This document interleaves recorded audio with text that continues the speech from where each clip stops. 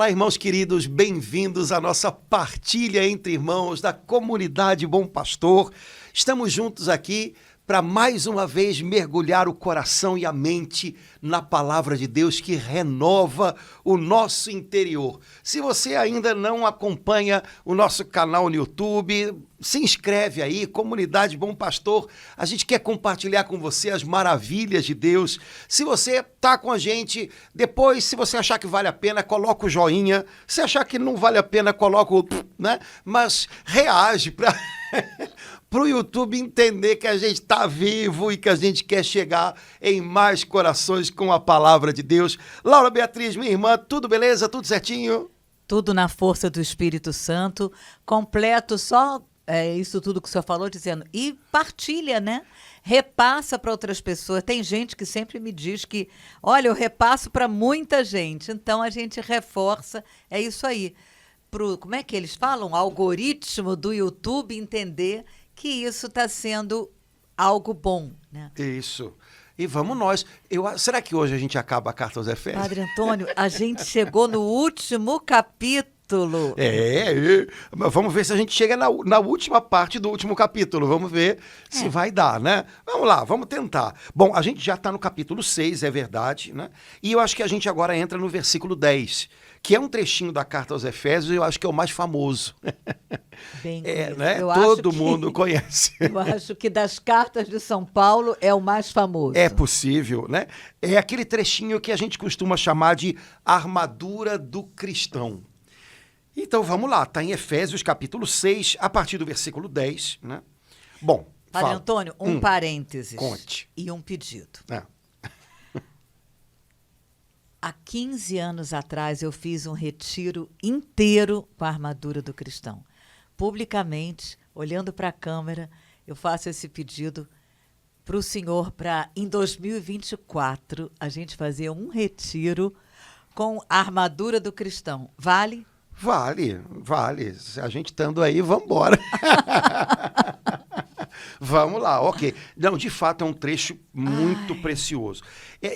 Tem uma coisa que eu entendo que qualquer trecho da palavra de Deus pode ser matéria-prima para as nossas orações, é claro. Aliás, é até bom quando a gente ora a partir da palavra de Deus, porque ela dá fundamento seguro para a nossa oração. A gente não fica circulando em torno das ideias da gente, que às vezes não são lá tão muito... comum. Pois é, né? Elas não são lá muito seguras.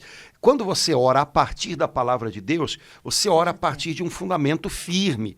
E é claro que isso é muito bom, e você pode fazer isso com qualquer trecho da Escritura. Mas algumas pessoas usam a armadura do cristão como uma oração a repetir. Quando, na verdade, se você olhar o estilo que Paulo usou, definitivamente esse trecho não é uma oração a repetir, né? Os salmos, se você decora um salmo, eles são orações a repetir. O Pai Nosso, entre outras coisas, também é uma oração a repetir. Mas a armadura do cristão não é bem isso. A armadura do cristão... Efésios 1 pode ser uma oração. Exato, bendito seja Deus. Como a igreja repete. Usa nas vésperas, é verdade. Mas Efésios 6, 10 em diante, na verdade, é uma exortação. Ou seja, Paulo está falando de atitudes que a gente deve assumir. Essas atitudes são nossa defesa contra os ataques do inimigo e são o nosso impulso para conquistar territórios que talvez ele tenha roubado. Então, na verdade, o que a gente vai conversar aqui sobre Efésios 6, 10 em diante é a respeito de atitudes a tomar e manter. Essa é a grande questão. Essas atitudes nos protegem das confusões do inimigo. Essas atitudes nos ajudam a avançar em áreas, em situações da vida em que talvez ele tenha se entrincheirado. Então, lembrar sempre disso, porque senão a gente pensa que basta repetir o texto e a gente não percebe que São Paulo está falando, olha, haja assim, veja as coisas dessa maneira, olha, se comporte dessa outra maneira. Porque se a gente perde isso de vista, a gente perde o mais importante do texto. E, Padre Antônio, como o senhor partilhou com a gente no início, né, que isso aqui foi feito depois, essa numeração, para que isso pudesse ser melhor entendido, São Paulo, nessa carta aos Efésios, de 6 capítulos, depois daquele texto anterior, todo voltado para a família, pai, mãe, irmão, irmã, servo com o Senhor, esposa com marido, marido com esposa, imediatamente depois ele vem apresentar a armadura do cristão. Isso é incrível, né? Ou seja, essa armadura ela deve ser usada no dia a dia das coisas da gente, né? Não existe um âmbito espiritual separado da vida prática do dia a dia. Essa vida prática do dia a dia, que tem a ver com nossa convivência familiar, tem a ver com o nosso trabalho, tem a ver com o nosso relacionamento com as pessoas, essa vida diária, ela é o palco do nosso combate. Apesar de que o combate acontece dentro da gente. Mas nós somos colocados à prova pelas circunstâncias que vão chegando, pelas palavras que vêm. Então, não esquecer disso, né? Porque senão a gente corre o risco de separar demais as coisas. Há um âmbito espiritual na minha vida, ou então há um âmbito da minha vida no qual eu me dedico a Deus, e há as outras coisas. E, na verdade, as outras coisas é que são decisivas, que é o modo como eu me comporto quando eu estou com os meus, quando eu estou no meu ambiente de trabalho, quando eu tenho decisões a tomar a respeito do meu futuro. Então, é aí que se trava o combate. Então, Paulo está lembrando isso para a gente, né? Olha, nessas coisas todas que você vive ao longo do dia, você está envolvido em algo que tem um horizonte muito mais amplo. O que você faz hoje, a maneira como você escolhe, decide viver hoje, repercute sobre a eternidade, sobre o seu destino. Então, vá tecendo as coisas com sabedoria, né, com temor de Deus. Não tire a sua atenção do Senhor. Então, é um pouquinho sobre essas coisas que ele está alertando a gente. Então, vamos tentar, vamos lá, então? Bora. Então, Efésios 6, versículo 10, o apóstolo diz assim: finalmente, irmãos, fortalecei-vos no Senhor pelo seu soberano poder. Revesti-vos da armadura de Deus para que possais resistir às ciladas do demônio. Pois não é contra homens de carne e sangue que temos de lutar, mas contra os principados e potestades, contra os príncipes deste mundo tenebroso, contra as forças espirituais do mal espalhadas nos ares. Então, é assim que Paulo começa, antes de mostrar quais são os elementos da armadura que nós devemos usar. Mas ele está dizendo para a gente, primeiro, fortaleça-se no Senhor e na força do seu poder. Então, busque em Deus as forças que você não tem para permanecer no bom combate. Até para tudo aquilo que eu sinto uma ligação direta com o texto anterior, e não apenas nos relacionamentos familiares, mas nos de trabalho. Eu não sei como é que está a tradução no original, mas me toca muito, Padre Antônio. Finalmente, irmãos, fortalecei-vos, depois de tudo aquilo que ele falou sobre família, para que a gente possa viver aquilo tudo que está no texto anterior, a gente precisa se fortalecer no Senhor. E aí ele fala essa expressão tão... Porque o poder de Deus é soberano, né? Pelo poder soberano de Deus. Isso já dá assim um pique na gente, usando uma linguagem bem dos jovens, porque às vezes a gente esquece que o poder de Deus é soberano. Então, São Paulo, antes de falar revestivos, né, ele apresenta esse texto já dizendo, olha, então, finalmente, irmãos, fortalecei-vos no Senhor. Quer dizer, o feijão com arroz é fortalecer no Senhor. Se eu não estou... Deixa eu respirar fundo para falar isso. Se eu não estou fortalecida no Senhor, se eu não estou com meu feijão com arroz, eu corro perigo. Se eu estou fortalecida pelas minhas coisas hoje, pelas coisas do mundo, se eu não estou inebriada, fortalecida pelo seu soberano poder, que é soberano, eu posso estar meio suscetível a outros poderes. As ciladas do demônio, né? Que é o desafio que ele coloca aqui diante da gente, né? o soberano poder de Deus, no fundo, é o Espírito Santo, né? Glória. Há um hino da igreja que diz, vós sois poder na mão do Pai, né? Então, o Espírito Santo é aquele que opera. Poder é a capacidade de fazer algo. Então, o Espírito Santo é a nossa capacitação para fazer aquilo que é preciso. E ele é a capacitação, ele é o poder soberano de Deus, como você falou, né? Não há situação para a qual ele não seja suficiente, né? Fortalecei-vos no Senhor, portanto, enchei-vos do Espírito Santo, né? Busquem em Deus as forças que são necessárias para vocês, porque se vocês não buscarem em Deus, qualquer outra força que você tenha, qualquer outra motivação, qualquer outra ajuda, não vai ser o bastante, mas nele você tem o bastante. No fundo, Paulo está lembrando para a gente aquilo que ao longo da carta ele falou de outras maneiras. Vá ao Senhor, para que depois você possa ir aos seus, mas com tudo que é necessário para que você faça o bem a eles, né? Não vá até as pessoas, não vá em direção às pessoas que você deve ajudar, não vá em direção às situações que para você vão ser desafios, problemas, sem antes ter ido ao Senhor e se revestido do seu soberano poder. Eu acho que, no fundo, esse é que é o probleminha, o problemão da gente, né? É que a gente, às vezes, se sente tão pressionado pelas coisas que a gente se joga nelas de maneira precipitada, sem ter buscado em Deus o seu soberano poder. E aí, é claro que no meio do caminho a gente perde o fôlego, no meio do combate a gente se cansa, porque combater é algo cansativo, né? Sim. Não tem jeito, não dá para a gente achar que vai ser diferente. Então, buscar a Deus para que a gente possa ir até as pessoas que depois ele coloca ao nosso lado e que precisam da ajuda da gente. Padre Antônio, em todos os aspectos, em toda essa carta, que é relativamente curta, 6 capítulos, né? São Paulo, do primeiro ao último, ele traz tudo para a pessoa de Jesus. Tudo que ele vai colocando, essa parte com os outros, a parte familiar, é tudo a partir de Jesus. O senhor falou isso logo no início de Efésios, mas agora que termina, eu estou tendo uma compreensão que eu não tinha ainda, né?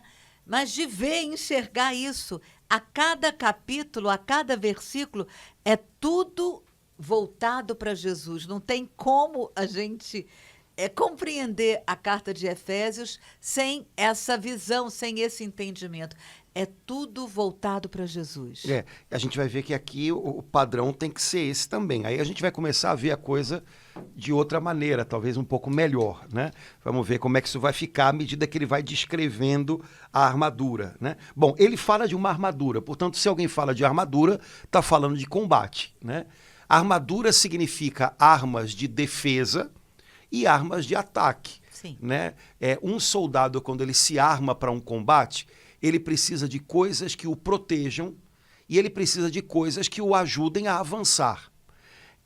Uma coisa sem a outra mantém o soldado no combate em perigo. Se você coloca nas mãos de um soldado apenas as armas de ataque, ele fica desprotegido. Se você coloca apenas as armas de defesa, ele não tem como avançar sobre o terreno que ele tem que conquistar.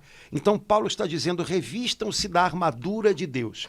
Ou seja, Deus vai tanto prover defesa, quanto vai prover esse empurrão que vocês precisam para ir para frente, né? Então, Deus nunca nos coloca só na defensiva, Deus também nunca nos coloca só indo... Não. Ele equilibra a coisa, né? Há momentos em que a gente precisa proteger o que está debaixo da armadura, há momentos em que a gente precisa avançar, a gente precisa de tenacidade para ir adiante, e o Senhor nos dá tanto uma coisa quanto outra.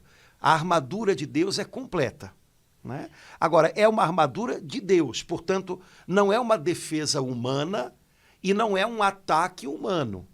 Uma defesa meramente humana pode me colocar numa atitude,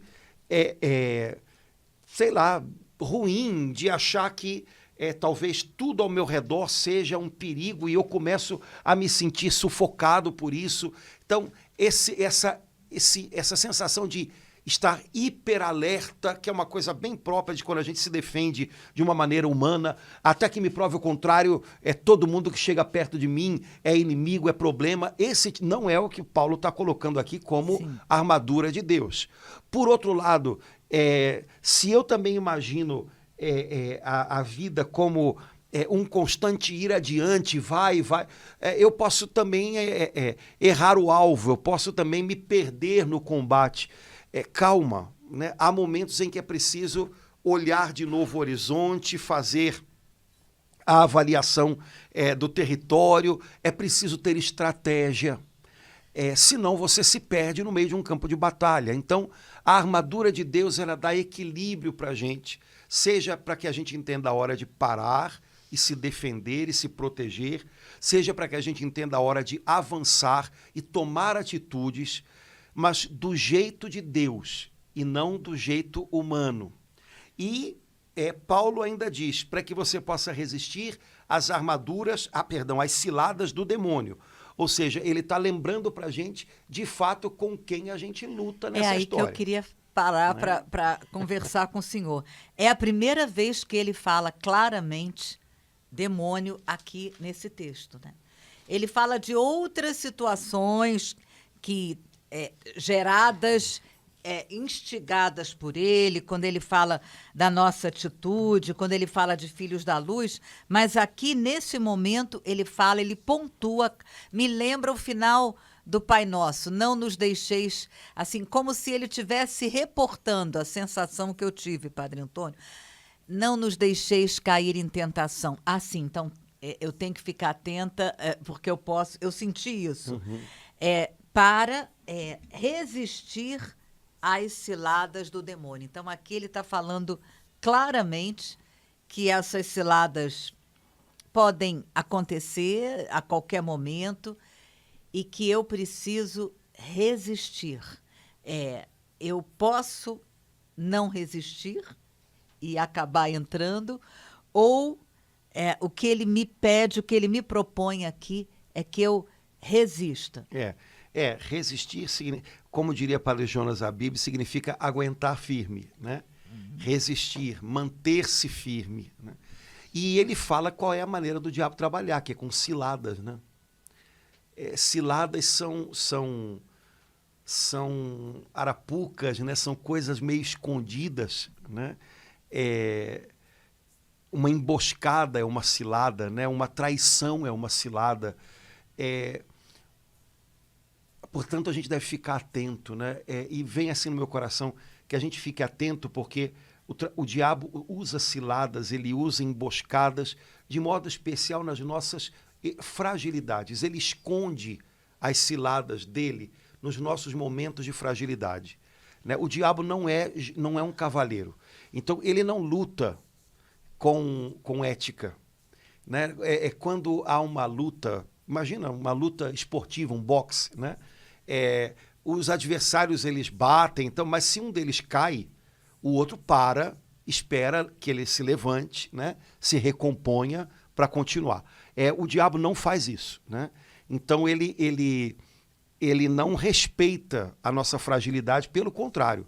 No momento em que a gente está mais frágil, nessa fragilidade ele coloca uma cilada, ele esconde algo que vai nos parecer bom, que vai nos parecer uma compensação, né? Afinal de contas, você não merecia estar passando por isso, afinal de contas, logo você, que é uma pessoa que está buscando a Deus, afinal de contas, sabe? Então, quando a gente está fragilizado, ele esconde ali a cilada da autopiedade, a cilada, sei lá, cara, de coisas que, de repente, a gente pensa, bom, já que eu estou frágil, pelo menos eu mereço, né? Pelo menos... Primeiro momento, assim, de atenção, então, nas nossas fragilidades, naquilo que é o nosso ponto fraco. Exato. Não pensar que na minha fragilidade o diabo vai ser gentil e cavalheiro e vai parar de... Não, pelo contrário, ele vai usar justamente esses momentos. Por isso, os momentos de fragilidade têm que ser, ao mesmo tempo, momentos em que a gente se agarra em Deus para resistir. Para resistir.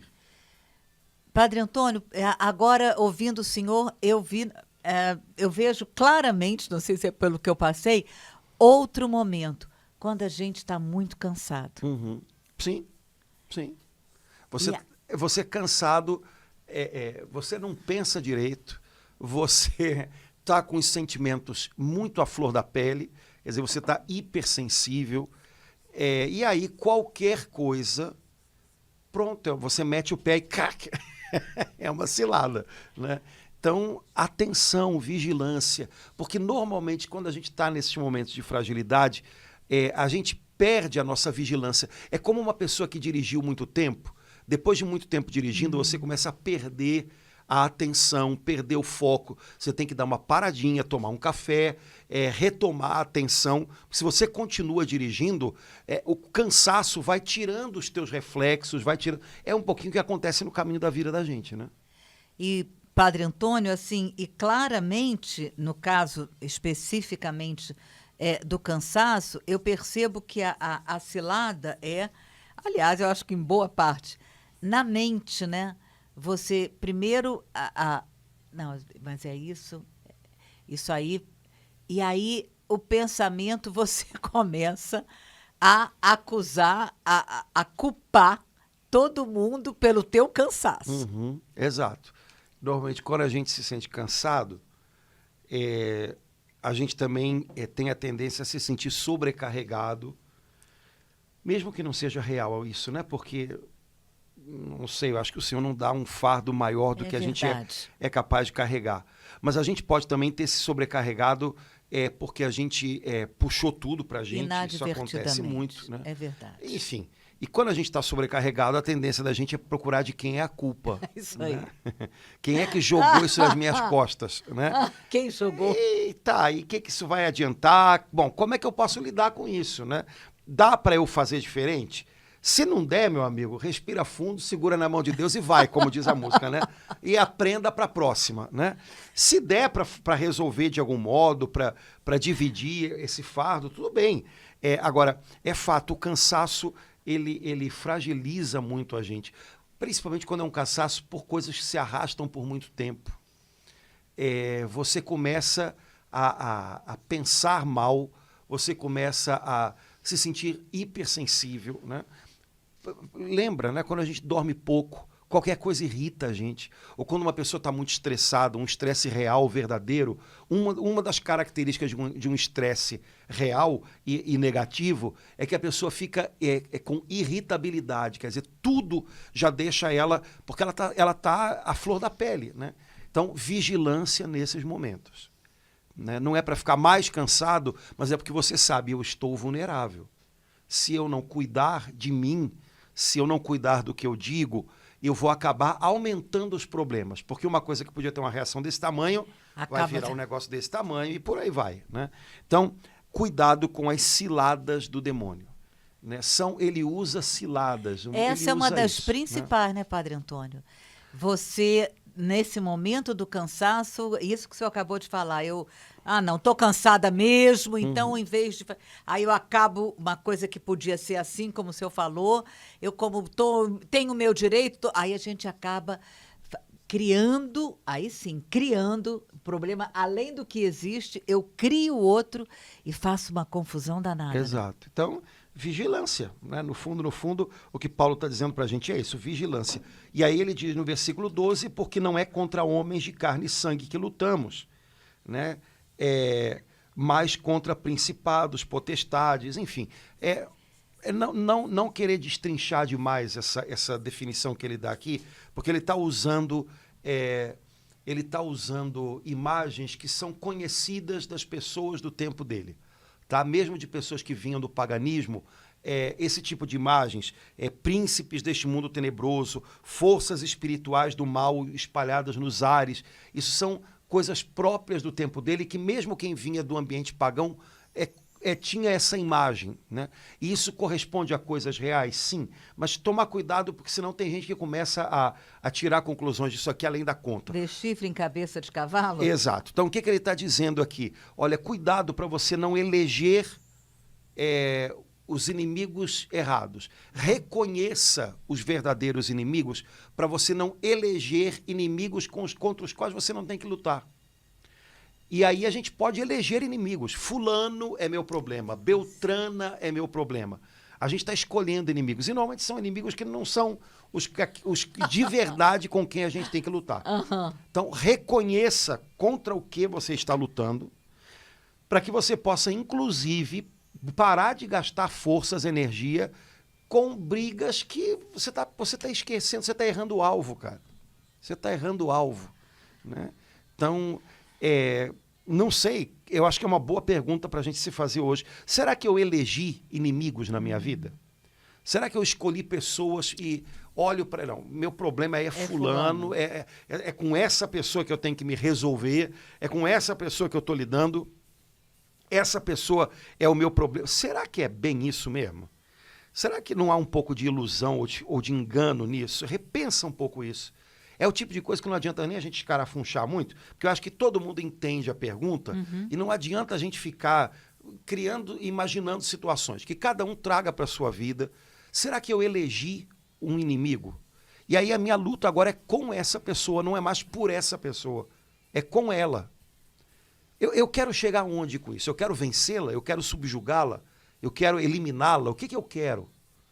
Né? Então, quando numa família eu paro de lutar pelo meu cônjuge, pelo meu filho, pela minha filha, e começo a lutar com o meu cônjuge, com o meu filho, eu quero que isso chegue aonde? Eu quero que em algum momento eu o subjugue? Eu quero eliminá-lo do mapa? É isso que eu quero fazer? Então, e não quer dizer que a gente não tenha dificuldade com as pessoas, mas quando a gente tiver que resolver dificuldades, a gente tem que lembrar de fato com o que a gente está lutando. Né? Com as ciladas do maligno. Então, será que tem alguma cilada nessa história que está me fazendo, quando eu vou conversar com essa pessoa, acabar perdendo as estribeiras, eu acabo falando o que não devia, do jeito que não devia, eu sei o que machuca ela, então eu vou lá justamente ali. Será que isso não é uma cilada do inimigo? Será que não é contra isso que eu tenho que lutar para conseguir, talvez, refazer a conexão com essa pessoa que eu perdi já tem um bom tempo? E, de repente, a gente pode começar a descobrir que tem outros caminhos pelos quais a gente pode ir. Né? Então, não eleja inimigos, isso não é legal, né? Mas reconheça os verdadeiros inimigos.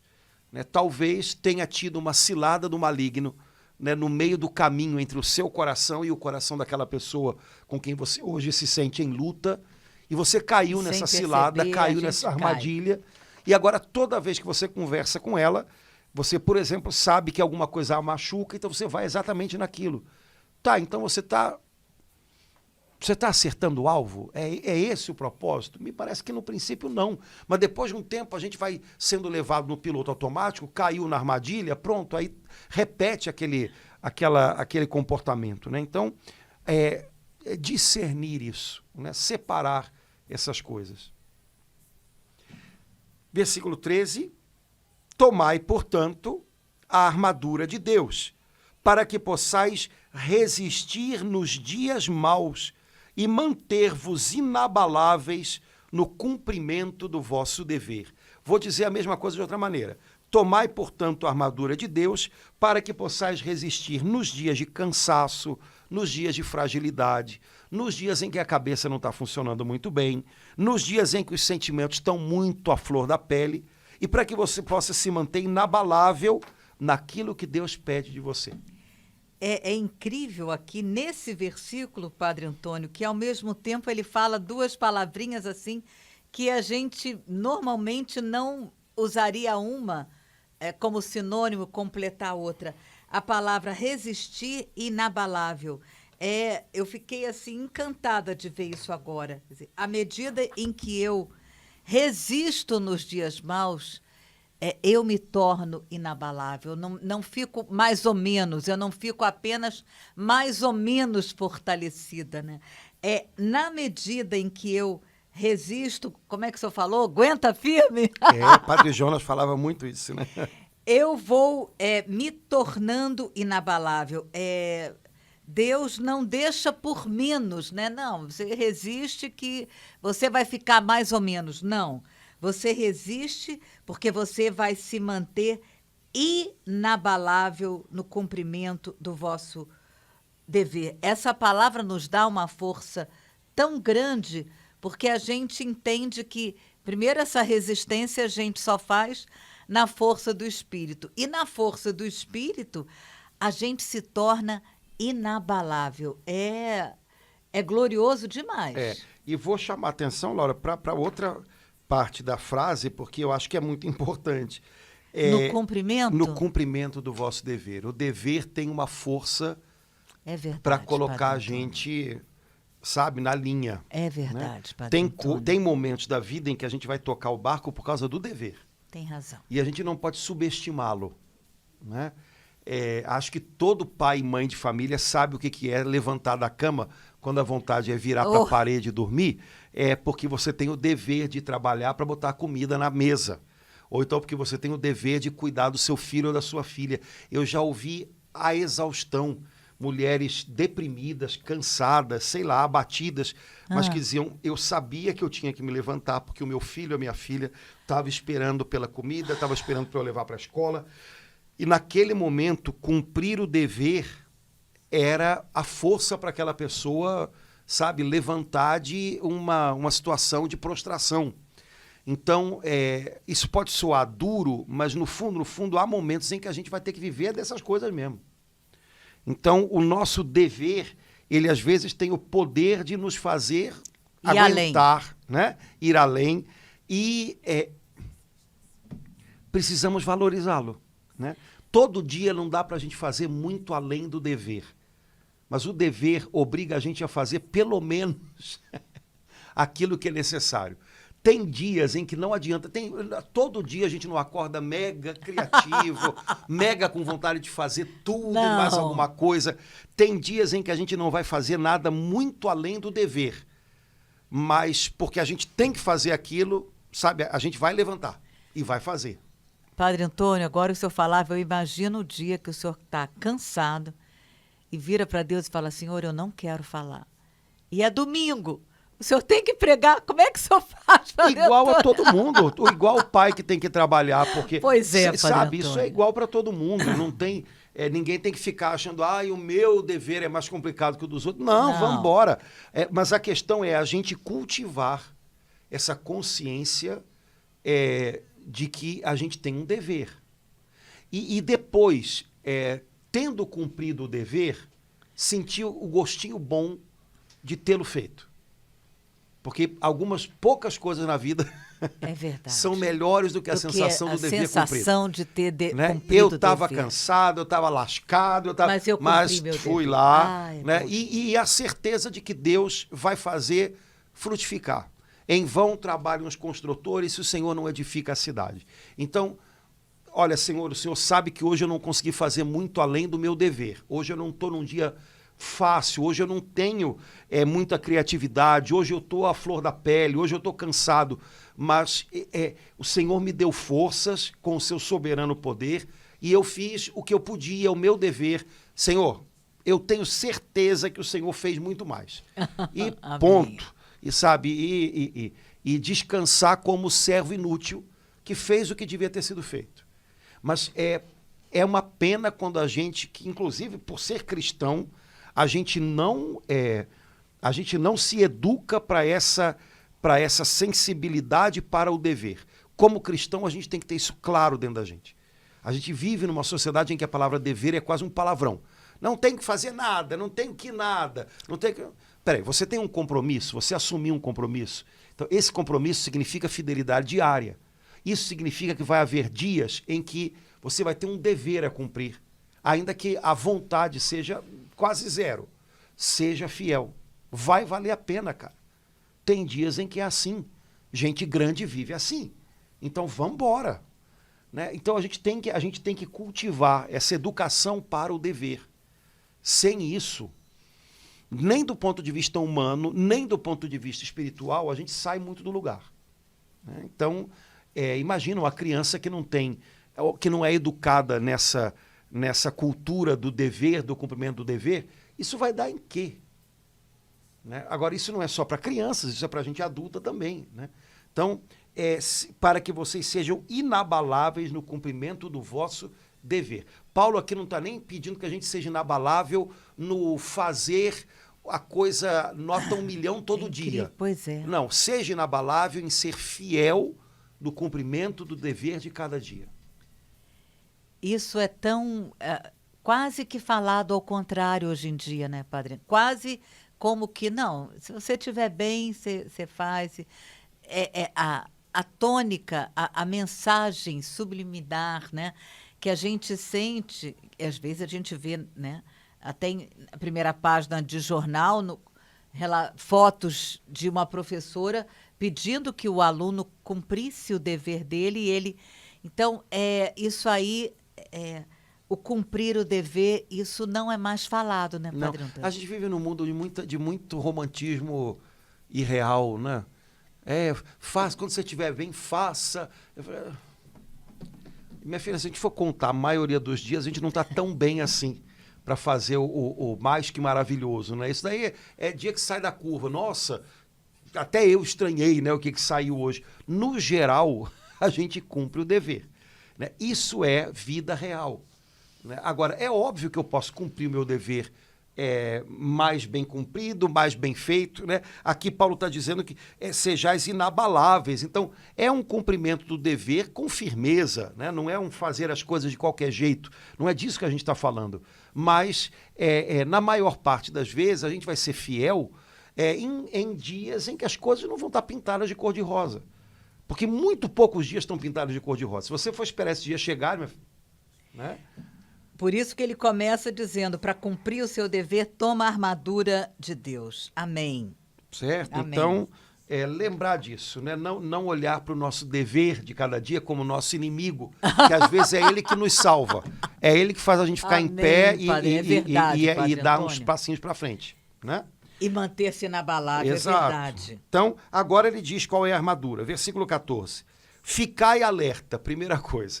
Um soldado numa batalha, se não está alerta, ele pode ter a armadura que for. Nossa, que não vai adiantar nada. Não vai. Então, fique alerta, né? Esteja atento ao que está acontecendo. Você está no meio de um combate. Você está sendo alvejado, né, por um inimigo. Você precisa reconhecê-lo. Ele pôs armadilhas no seu caminho. Você precisa desarmá-las. Né? Você precisa estar atento para não perder o que Deus deu a você. Saiba cuidar, saiba defender o seu tesouro, né? Então fique alerta. Jesus disse isso muitas vezes, né? Prestai atenção, ficai atentos. Volta e meia, Jesus usava expressões que dizem a mesma coisa. Vigiai, né? Então, a cintura cingidos com a verdade. Então, primeira arma de Deus para desarmar, para desfazer as ciladas do demônio, a verdade. Padre Antônio, uma vez eu vi a explicação porque ele usa o cinto, né? Que os homens usavam aquele roupão, né, grandão, e era o cinto que impedia a pessoa de tropeçar. É isso? O cinto ajustava tudo no lugar. E aí evitava da pessoa ficar toda hora... Exato. Então, só que ele diz que isso, né, quem faz isso na nossa vida é o compromisso com a verdade. Né? Então, tenha um compromisso com a verdade. Tenha um compromisso em buscar a verdade. Tenha um compromisso em dizer a verdade. Tenha um compromisso em viver na verdade. Essa é a primeira parte da armadura que vai proteger você das ciladas do maligno. Lá, há 2 capítulos atrás, a gente ficou partilhando um bom tempo. Ele fala sobre verdade e mentira, né? Aqui em Efésios 3. Aí aqui agora ele já apresenta como a primeira arma. Sim.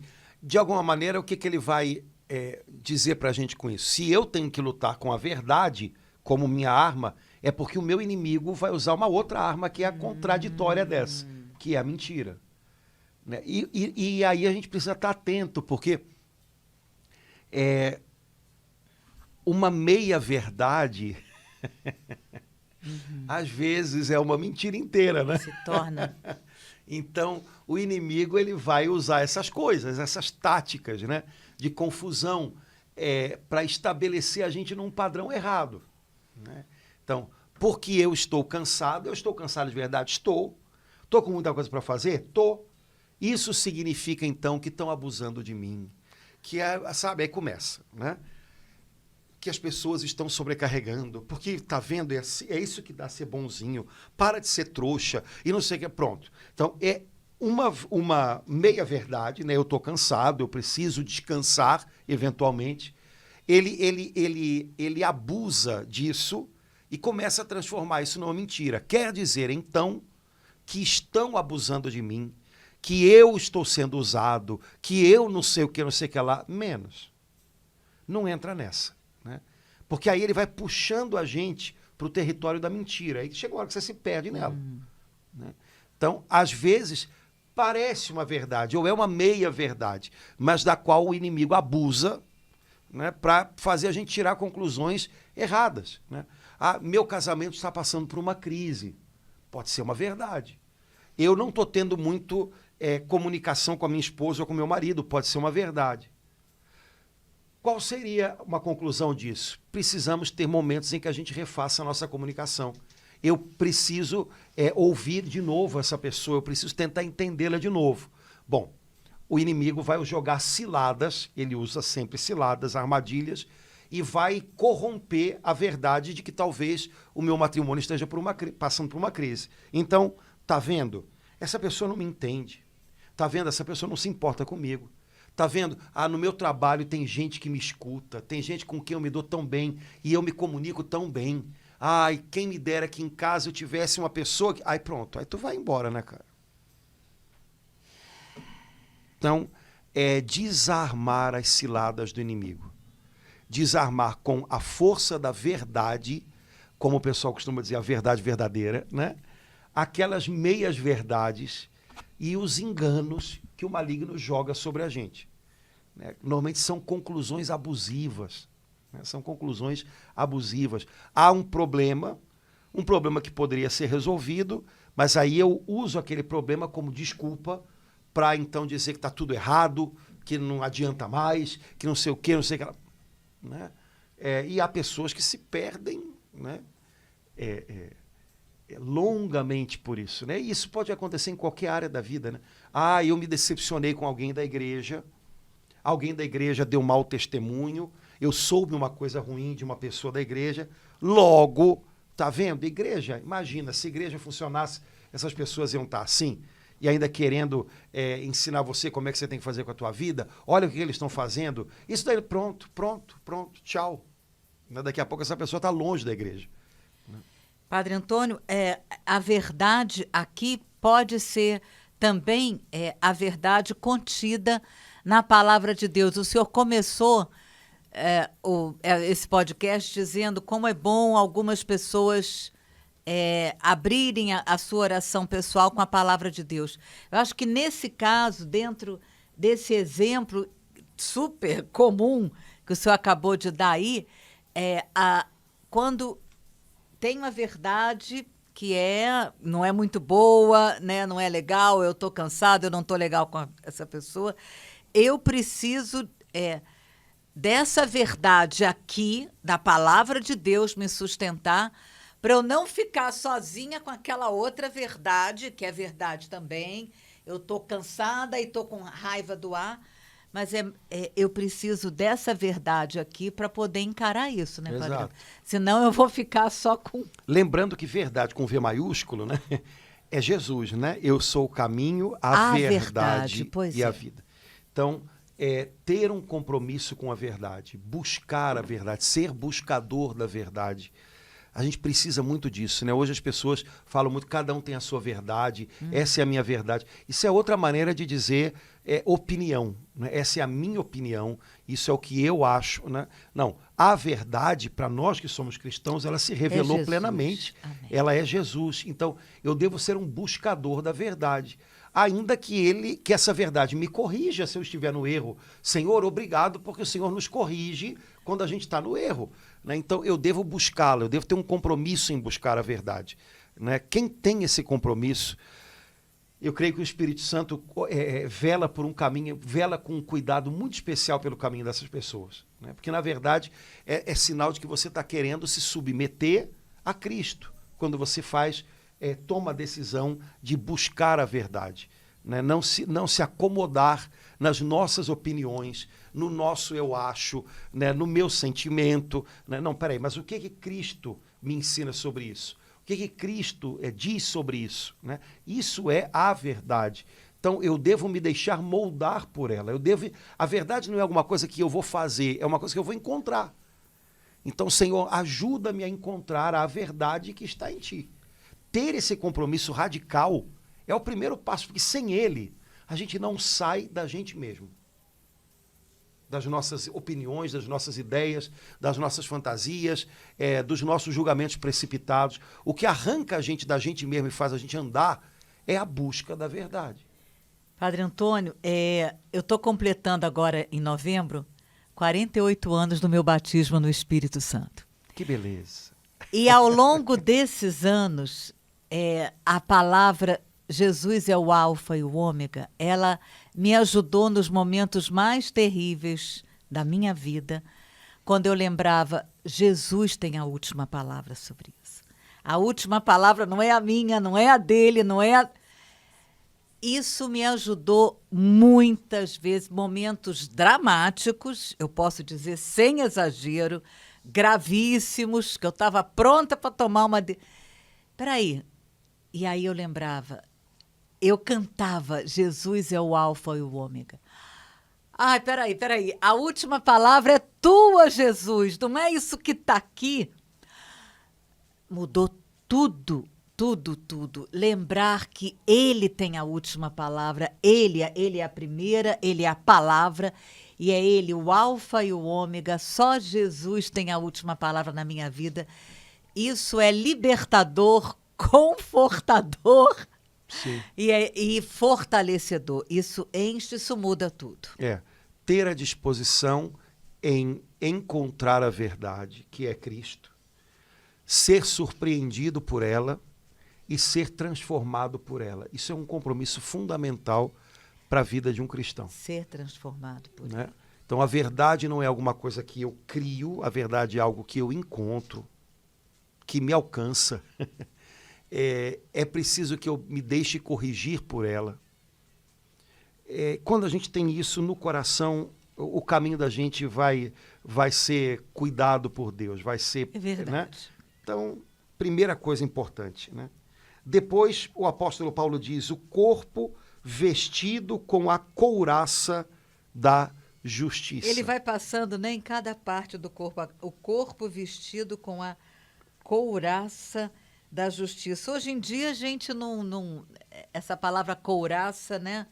Mas era muito comum, né, nessa época. É alguma coisa que se coloca por cima. Hoje seria um colete à prova de bala. Colete à prova de bala. Trazendo para a atualidade. A Bíblia também diz que Cristo é a nossa justiça. Né? Então, é preciso que eu me revista do que Ele fez por mim. O Senhor me perdoou. A nossa justiça, aquilo que nos cobre, para que o maligno não possa nos acusar, para que ele não possa nos desanimar com as acusações, é o perdão que Jesus nos conquistou. Essa é a justiça. Essa é a justiça. Né? Então, quando você sentir que o maligno está querendo derrubar você no combate, fazendo você desistir de combater, porque ele já está dizendo, você já tentou e não conseguiu, você não tem jeito. E pronto, está lá você tentando de novo. E não sei o quê. Peraí. Jesus me revestiu com o seu perdão. Ele orou por mim. Ele é a minha justiça. Ele me justifica. Ele me perdoa. Ele me apresenta ao Pai novo, revestido pela sua graça. Então, as acusações, as afrontas do inimigo, as coisas que ele me lembra e que me envergonham do meu passado, nada disso eu vou permitir que me amarre e me impeça de continuar lutando. Certo? Porque uma das coisas que podem acontecer no meio do combate é que o maligno comece a nos lembrar, né, do que em nós é fragilidade, do que em nós foi pecado, do que em nós... E ele faz a gente desistir de lutar. Não tem jeito, não adianta, vou cair de novo, e por aí vai, né? Só que a nossa vida é um combate do começo ao fim. Então, é preciso perseverar em luta até o fim. Então, é quando você sentir que a acusação está ferindo você, né? A Bíblia chama o inimigo no livro do Apocalipse de acusador. Quando você sentir que ele está acusando você e desanimando você no combate, revista-se da couraça da justiça. Eu posso dizer, Padre Antônio, que a couraça da justiça é o sangue de Jesus sobre mim. Sim, Jesus se sacrificou por mim, Jesus se apresentou ao Pai por mim, ferido, ele lutou por mim, ele me perdoou, ele morreu me perdoando. Por isso eu me cubro dele, eu me revisto dele. E aí as acusações do inimigo não vão me alcançar, porque eu estou nele, eu estou guardado nele. É verdade, eu sozinho sou fraco, mas em Cristo eu tenho uma força nova. Em Cristo eu posso recomeçar. Então, o que passou, o inimigo não pode usar como acusação para me impedir de acreditar no que pode vir pela frente, no combate que ainda pode ser vencido adiante de mim. Eu perdi muitos combates. Mas daqui para frente, Jesus me cobre e eu vou continuar lutando. E ele vai ter vitória. Amém. Então, essa é a justiça que nos cobre, é a justiça que Jesus nos trouxe, né? Então, o corpo vestido com a couraça da justiça e os pés calçados de prontidão para anunciar o evangelho da paz. Olha que legal. Gostei desse calçado. Prontidão para anunciar o evangelho da paz também é uma arma espiritual, também é uma arma que Deus nos concede, também é algo que a gente deve usar para se defender nos momentos de provação, de combate. E também é um dever. Exato.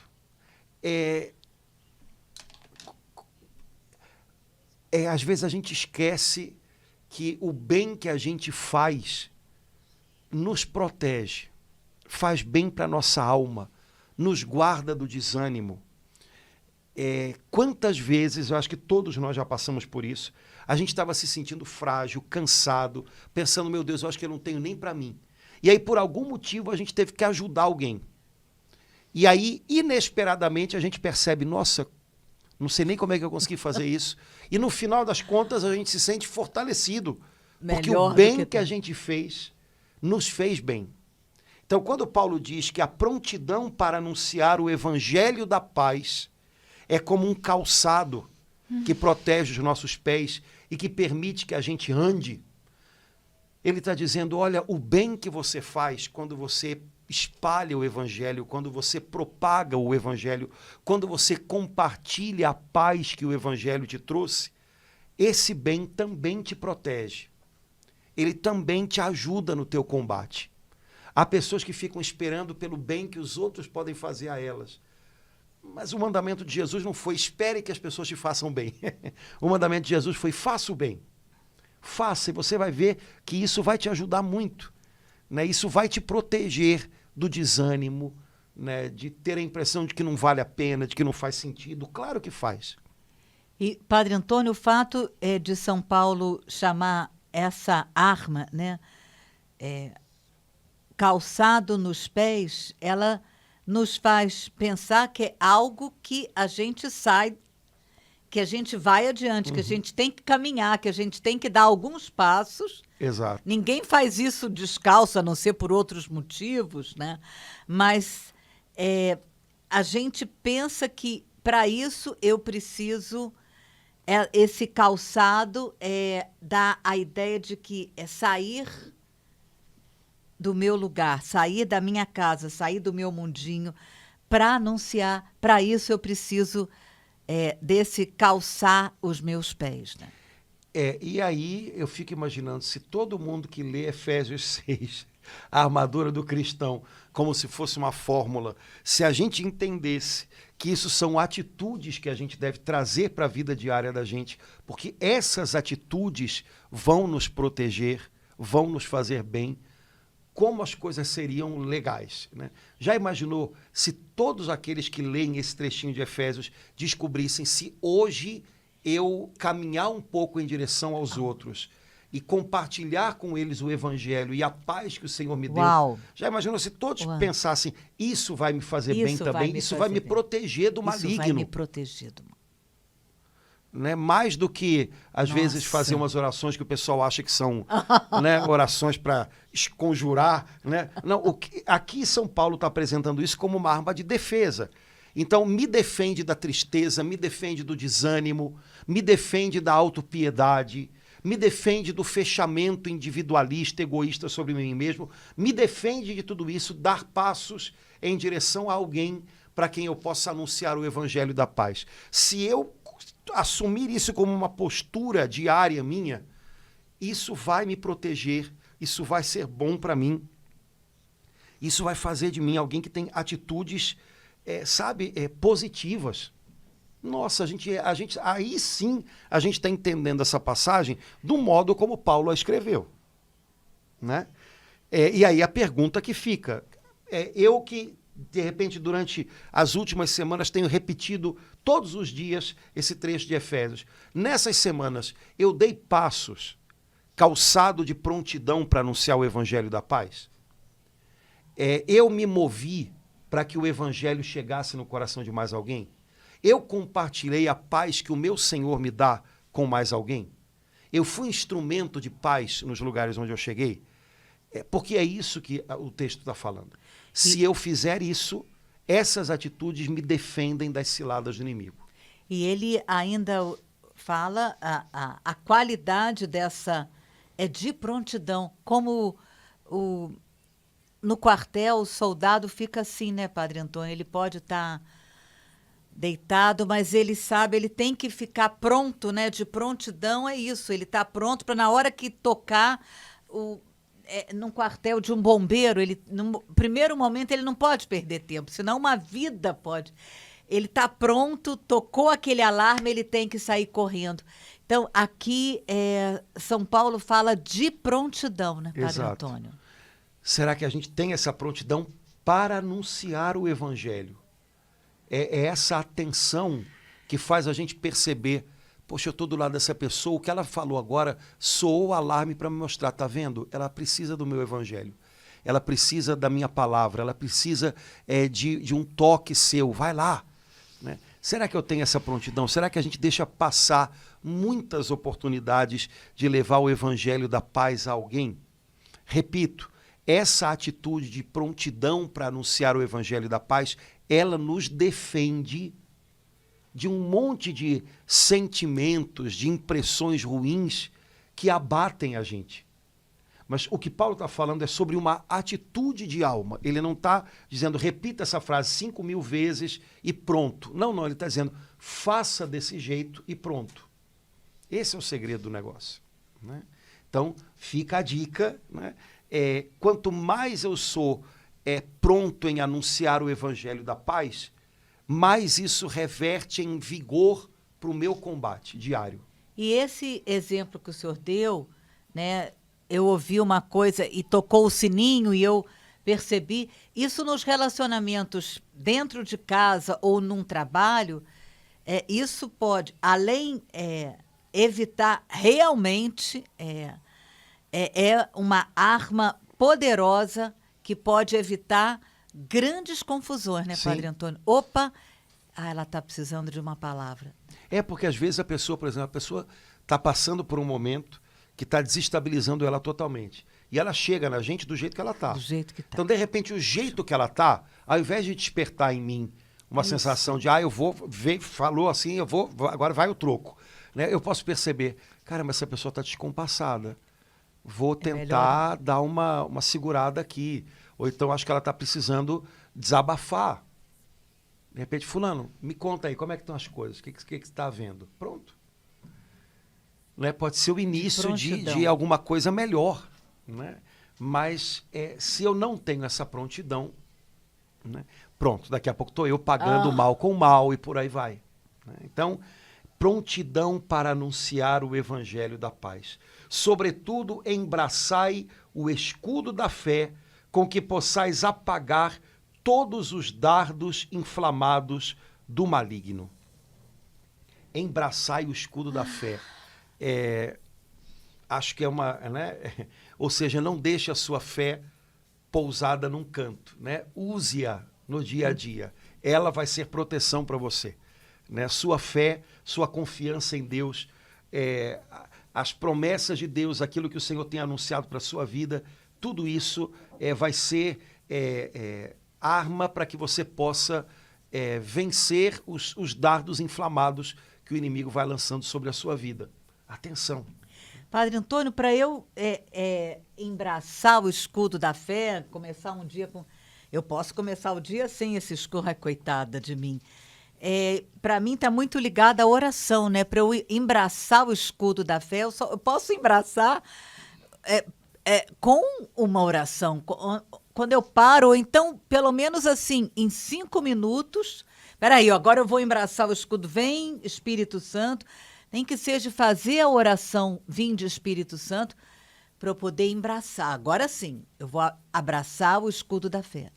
Fé em ação significa, em primeiro lugar, oração. Então, fé usada num tempo de combate é fé transformada em oração. Né? Minha comunhão com Deus, né? É um modo de eu usar a fé, né? De me defender com ela. Então, isso tem que ficar claro para a gente, né? Algumas pessoas dizem, eu tenho muita fé, mas já tem um tempo que eu não rezo. É a mesma coisa que eu dizer, eu tenho um músculo na perna, mas tem muito tempo que eu não ando.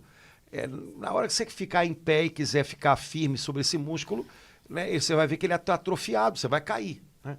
Então, fé em ação, fé em tempos de combate significa oração.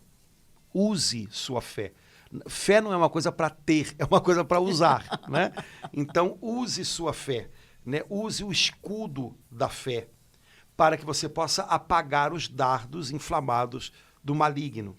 Tomai, enfim, o capacete da salvação e a espada do Espírito, isto é, a palavra de Deus. Ou seja, proteja... eu amo esse capacete. Né? Proteja a sua mente, né? Proteja a sua cuca, proteja a sua cabeça. Padre Antônio, aquele salmo da hora média fala assim, no meio do combate, protegei minha cabeça. Né? Pois é. O que isso significa logo que a gente pensa nessas coisas? Senhor, não me deixa pensar errado. Pensar errado significa que eu vou tirar conclusões erradas, significa que eu vou fazer escolhas erradas, né? Eu preciso pensar certo. Senhor, reveste a minha mente com o pensamento de Cristo, como diz, né, Paulo aos Coríntios. Senhor, me faz pensar com a lógica da salvação.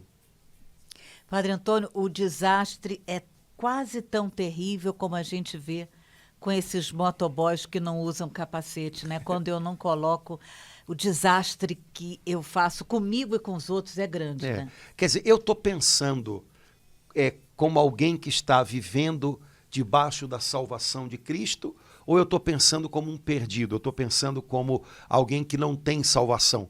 Como é que eu estou pensando na minha vida? Como é que eu me vejo? Como é que eu olho para as pessoas? O capacete da salvação significa que os meus pensamentos vão ser todos revestidos pela certeza de que em Jesus tudo se tornou novo. Tudo que estava perdido, Ele salvou. E se eu começo a pensar dessa maneira, pensar como alguém que está coberto de salvação, eu vou começar a tomar atitudes assim. Afinal de contas, as nossas atitudes começam todas nos nossos pensamentos.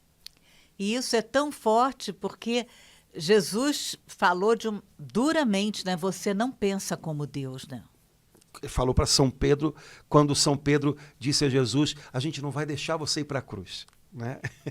Você não pensa como Deus, né? Você não tem os pensamentos... Exato. Então, não quer dizer que eu vou ter pensamentos de super-herói. Né? Não, nada me atinge. Se não tiver criptonita aí, eu aguento tudo. Não. Eu vou pensar as coisas do jeito de Deus. Né? Então, eu vou ver até o sofrimento pela perspectiva de Deus. Né? Alguém que tem a mente coberta pelo capacete da salvação pensa até o sofrimento debaixo dessa ótica, dessa luz da salvação. Né? Então, o sofrimento não vai impedir Deus de me fazer viver a sua salvação para mim. Então, revesti-vos, né, tomai o capacete da salvação e a espada do Espírito, isto é, a palavra de Deus. Essa é a arma de defesa e ataque, a espada do Espírito. Todas as outras armas foram só de defesa. A espada do Espírito, ela serve para me defender quando o inimigo vem e serve também para que eu avance, né? Há uns anos atrás eu descobri uma tradução que diz assim, e usai a espada que o Espírito Santo maneja, isso é a palavra de Deus. A espada que o Espírito Santo maneja, oh meu Deus! Ou seja, qual é a espada que o Espírito Santo tem para me defender das confusões e enganos do maligno? É a palavra de Deus. Padre Antônio, eu amo quando eu leio Efésios, pegar Hebreus 4:12, porque ele fala assim, porque a palavra de Deus é viva, eficaz, mais penetrante do que uma espada de 2 gumes e atinge até a divisão da alma e do corpo, das juntas e medulas e discerne os pensamentos e intenções do coração. A espada faz isso tudo, ela separa... É afiada, né? Porque tem que ser uma espada muito afiada para conseguir fazer essas coisas, né? A espada do Espírito... É engraçado, né? Porque quando você leu essa parte de Hebreus, na verdade é como se ela tivesse que ser usada sobre a gente mesmo. Na verdade, sobre o nosso homem velho, né? Então ela tem que separar as coisas dentro da gente. A espada, que é a palavra de Deus, ela separa as coisas dentro da gente, o que é bom e o que não é, né? Vai entender, né? Não é uma espada para eu ferir os outros, mas é uma espada para eu separar as coisas dentro de mim mesmo. Discernir as coisas dentro de mim mesmo, né? É preciso que eu use essa espada comigo. Afinal de contas, o campo de batalha é dentro. Né? O inimigo tem um aliado, que é o meu homem velho. Né? Eu tenho que imobilizar esse aliado, eu tenho que mantê-lo, né, sob guarda, para que ele não abra a porta para o inimigo. E é a espada do Espírito, é a palavra de Deus que disciplina, né, que mantém subjugado o meu homem velho. Em obediência, em obediência. Esse é o combate da gente. Olha, é um combatão, viu? Diário, todo dia, cada dia de uma vez e todo dia de novo. É o combate que se trava dentro do coração da gente. O nosso campo de batalha, no fundo, é aqui dentro. Né? E nesse campo de batalha, a palavra de Deus, a promessa de Deus, a fidelidade de Deus que define o que dentro de mim eu devo abraçar e o que eu devo empurrar para fora, né? Então, atenção, porque o combate é dentro. Eu acho que para a gente, penso, enquanto você falava, o senhor falava, Padre Antônio, eu vi assim, Jesus lá no Horto das Oliveiras, suando sangue, batalhando, combatendo. Isso aí, ver Jesus ali daquela forma, nos ajuda a entender que muitas vezes a gente precisa, muitas vezes a gente está, e nos ajuda a ter a mesma atitude que ele, de dobrar os joelhos diante do Pai, para a gente não ser sucumbido, né? Para a gente não ficar... Muitas vezes a gente pede até oração, como ele pediu, fica comigo orando, e às vezes a gente não tem resposta, mas a gente sabe como Jesus ali foi fortalecido pelo Pai, né? Há um evangelho que diz que ele teve um anjo, né, que o ajudou. É um momento dramático e, ao mesmo tempo, um momento libertador que a gente precisa passar para poder sair vitorioso de verdade, né? O Getsemane foi um grande combate, né? Houve, inclusive, derramamento de sangue, né? E na nossa vida é assim também, né? Mas, como disse o Salvador, tem de bom ânimo, eu venci o mundo. Então, com ele a gente vai nesse combate, nessa batalha, e vai vendo ele vencer na gente. Esse é o segredo de Efésios capítulo 6, né? Então, tomemos a espada que o Espírito Santo maneja, mantenhamos a palavra de Deus à disposição do Espírito Santo que habita em nós, portanto, nos alimentemos com a palavra de Deus dia a dia, e a gente vai ver que a gente não vai estar desamparado no combate, a gente não está combatendo sozinho, e Deus não nos colocou no campo de combate despreparados, né? Ele nos capacitou de todos os modos. Então é desse modo que a gente a cada dia deve se erguer para, né, ir adiante no chamado que ele nos fez. Então, vamos nós. Laura, a gente já conversou mais de 1 hora. Vamos parar por aqui, senão o pessoal não aguenta. Não acabamos Efésios, ainda vamos terminar na próxima, tá bom? Gente, um abração, obrigado pela companhia. A gente espera que possa ajudar os irmãos a mergulharem mais na palavra e terem entendimento, né, sobre o que o Senhor quer nos ensinar e quer nos ajudar a cada dia. Deus abençoe, um grande abraço, até logo. Tchau, irmãos.